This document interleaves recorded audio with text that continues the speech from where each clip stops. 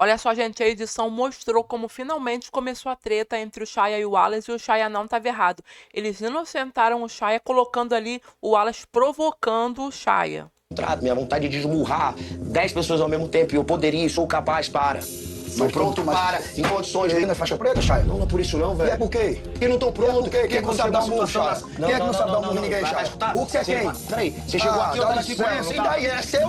Não. Você tava aqui, você Isso chegou... aqui é seu? Você chegou aqui... Mas eu cheguei na hora de 10 pessoas esmurrar. Calma aí, eu falei de você. E eu sei lá de Falei de você. você? Não importa. Não importa, você tá errado, não importa. Mas eu falei de você. Você errou. Olha só, gente, quem começa a levantar a voz e querer gritar e começando a encostar no outro é o Wallace, tá?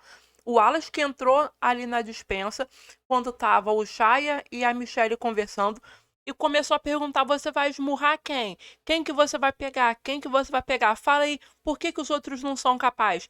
Falando num tom de voz mais alto e agressivo. E o Shaya, vou falar pra vocês a percepção que eu tive, estava tentando explicar, falando ali a situação que iria fazer e tal, mas não estava direcionando para o Wallace. Inclusive, foi a explicação que o Shaya deu hoje, já no decorrer do dia ali na Fazenda ao Vivo, para várias pessoas, né? Que ele usou uma metáfora, que ele estava com tanta raiva que seria capaz de fazer sei lá o quê, bater em 10 pessoas, pelo tanto de raiva que ele estava, e não 10 pessoas específicas, né?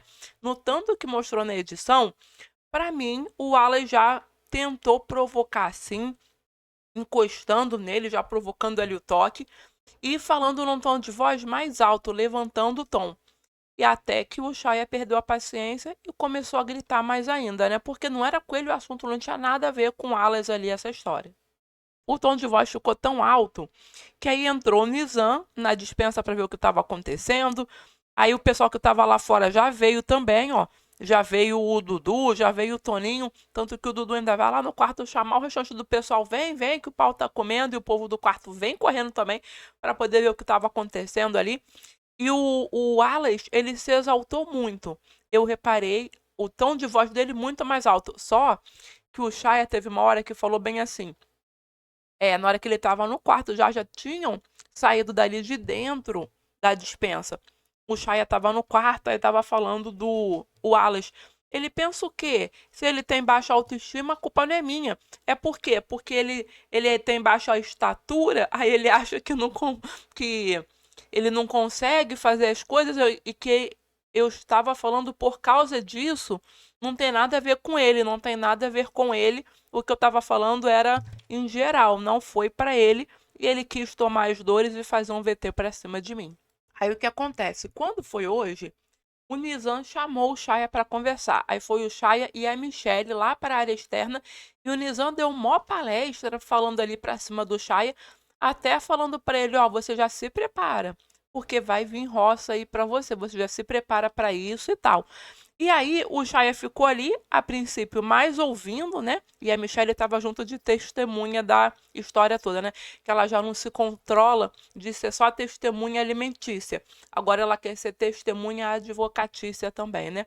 Aí ficou ali e o Shaya ficou ouvindo. O Shaya falou: não, eu sei, eu tô errado e tal. E o Nizam citou que o Shaya várias vezes na casa fala: que vontade de socar, não sei o que e tal, que ele demonstra essas palavras, né? Ele é faixa preta, sei lá do que, o Shaya. Aí o Nizam falou que era para ele parar imediatamente com isso aí, que era para ele mudar essas falas e esse jeito dele de falar.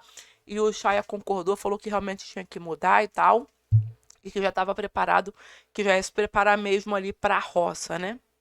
Agora, aí quando foi depois, o Shaya estava reclamando do Nizam.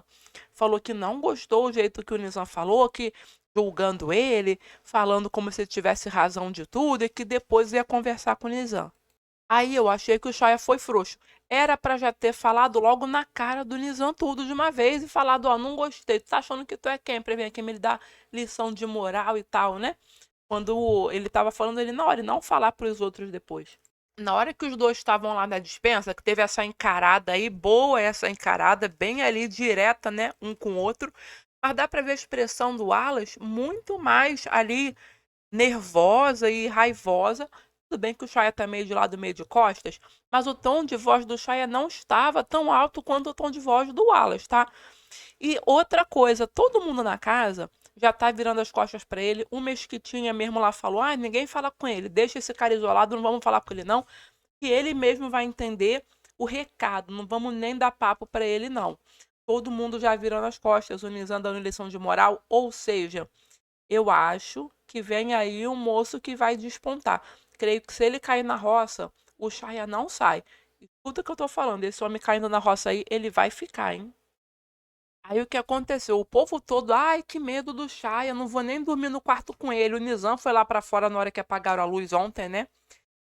Fernando também foi, tudo falando, ai, que medo dele.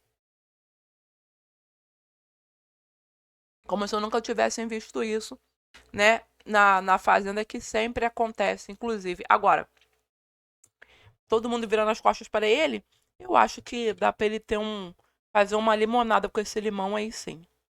Claro que pode ter momentos que a produção não mostrou. A Michelle depois foi falar pro Creu que o Creu estava totalmente errado, que ele não viu a situação. E talvez durante a edição cortaram algumas partes, não mostraram tudo, né? Pode ser isso aí.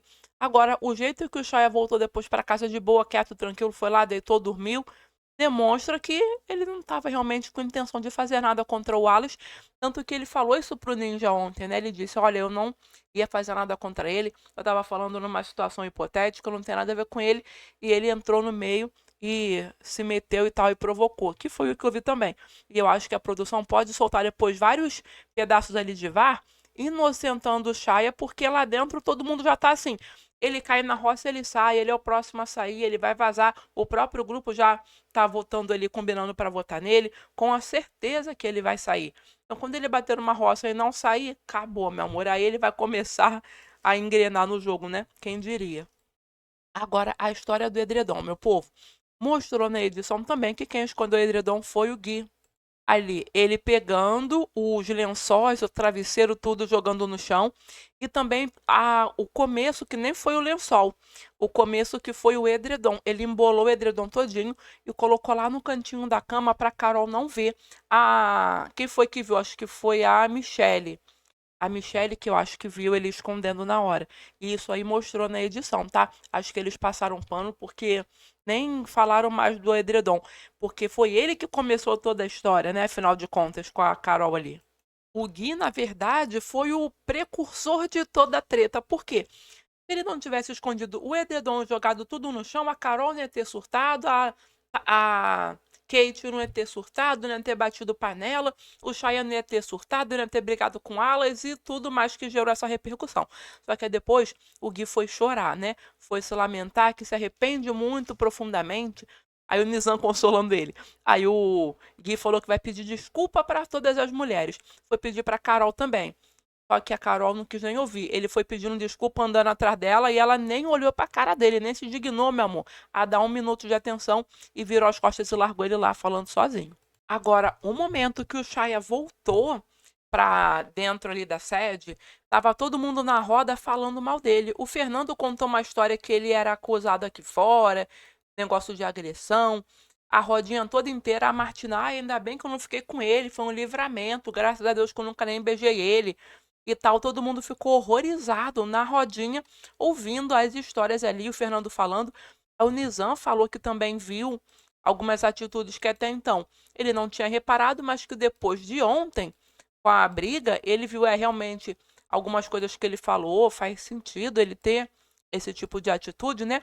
E aí, do nada, o povo ali, na maior falação mal dele, ele passa, meu amor, ele sai de dentro da despensa e passa e vai ser feliz lá dentro do banheiro, ó. Todo mundo falando mal dele, ele passando. A cara do Nizam pensando, não é possível que esse homem voltou, porque todo mundo já tinha dado ele como expulso, que nunca mais ele voltaria, que ele foi para onde a luz do sol não bate, e arrivederci, e tudo que vem depois disso aí, e que nunca mais ele ia voltar, só que ele voltou, Brasil. No meio parecia cena de cinema, melhor que isso, impossível, né? Agora, a edição não mostrou algumas coisas que podem ter acontecido, que até ele estava gritando muito no quarto, não mostrou ele gritando uma vez só. Só que é aquilo que eu tô falando, gritar sozinho, meu amor, qualquer um pode gritar, pode meter o louco lá e surtar e sair gritando, né? Mas o Wallace provocou, e tô aqui para dizer que o Wallace provocou pelo que eu vi lá dentro da despensa. Mas aí é minha opinião, né? Eu acho que o Wallace foi agressivo primeiro e daí puxou e teve a reação de volta do Shaya. Mas eu quero saber a sua opinião também sobre o que aconteceu, né? Deixa aí o like, se inscreve no canal e até o próximo vídeo.